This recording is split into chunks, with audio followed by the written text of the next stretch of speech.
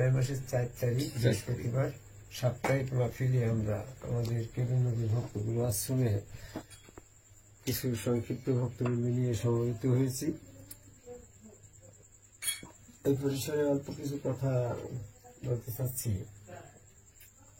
যে আল্লাহ রাব্বুল আলামিন সূরা আনামের 116 নম্বর আয়াতে বলল, সেই কথাটাই আমি তোমাদেরকে জানিয়ে দিতে চাই যে আমরা এই যে বাদ্যযন্ত্র বানাচ্ছি, আদমকে আল্লাহকে সিজদা করছি বা জয়গুরু বলছি কিংবা চুলদাড়ি মুছে রাখছি,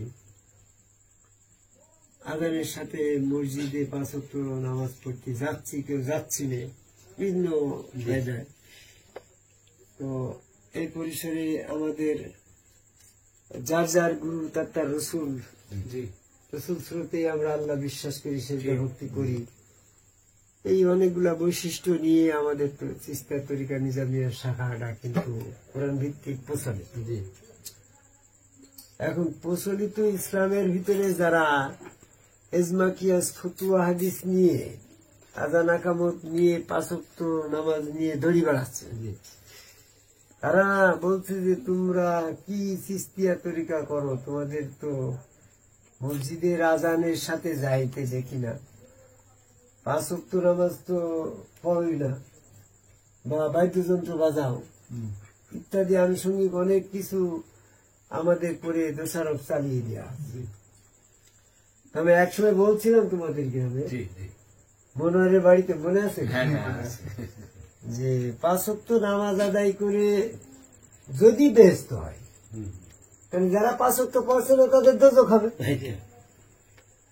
আজান দেওয়ার সাথে সাথে যদি মসজিদে যাওয়ার মাধ্যমে যদি তোমার ব্যস্ত হয়, তাহলে আজানের সাথে যারা মসজিদে যাচ্ছে না তাদের দোজখ হবে। তাই তো? তোমার নাম কি যেন? হ্যাঁ, সিদ্দিকুর রহমান। ভালো করে বোঝো, তোমরা যে যে কারণে বেহেশত দাবি করছো, সেই বেহেশত যদি আল্লাহ তোমাকে ওই কারণেই দেয়, যারা ওইটা করছে না তাদের তো দোজখ খাওয়ার কথা। আমি কয়েকটা কথা বললাম। তো তোমার এই 5 ওয়াক্ত নামাজ আজান দিয়ে মসজিদে যেয়ে এই জুমা জামাত এই সমস্ত যারা করছে না,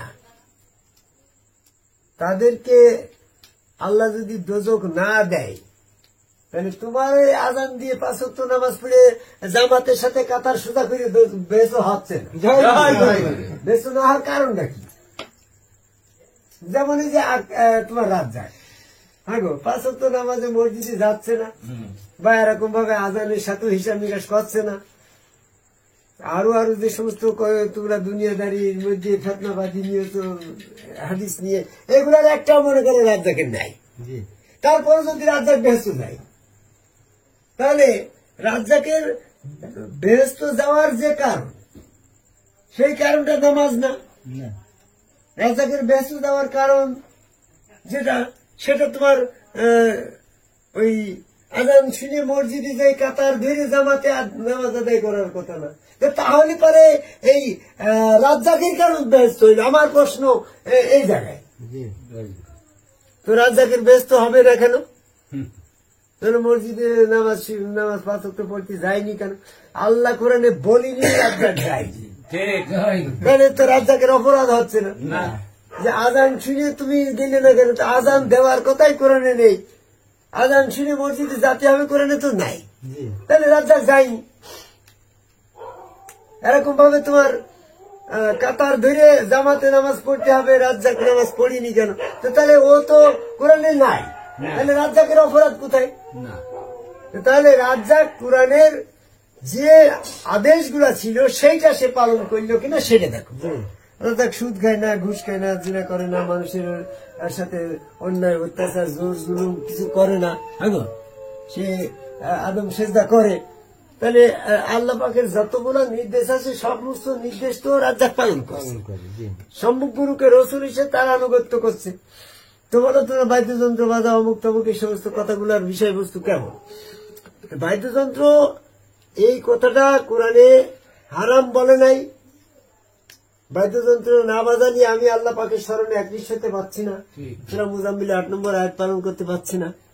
এরকম ভাবে অনেক কথা আমার বলা আছে। তবে আমি যে সংক্ষিপ্ত পরিসরে যে কথাটা বলতে চাচ্ছি, যে আমরা যারা আদম সেজদাকে হেফাজত করার জন্য, মানে এই বিষয়গুলাকে নিয়ে আমরা আমাদের চিশতিয়া তরিকা নিজামিয়া শাখার যে বৈশিষ্ট্যগুলা দাঁড় করাচ্ছি, আমাদের মূল বৈশিষ্ট্যগুলা কোরআন ভিত্তিক।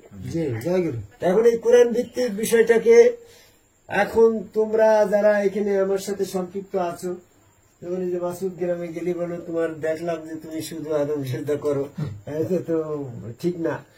তা তুমি মাসুদ বা আমরা যারা আছি, যদি অধিকাংশ লোকের কথা মতন তুমি আদম সেজদার দল ছেড়ে দাও, অধিকাংশ লোকের কথা মতো যদি তুমি মোস্কাইটি পারো, অধিকাংশ লোকের কথা মতো যদি তুমি বাদ্যযন্ত্র ছেড়ে দাও, অধিকাংশ লোকের কথা মতো যদি তুমি এরকম জয়গুরু বলা ছেড়ে দাও, অধিকাংশ লোকের কথা মতো যদি তুমি চলো, তাহলে ওরা তোমাকে আল্লাহর পথ থেকে বিচ্যুত ঘটাবে। সূরা আদমের 116 নম্বর আয়াত।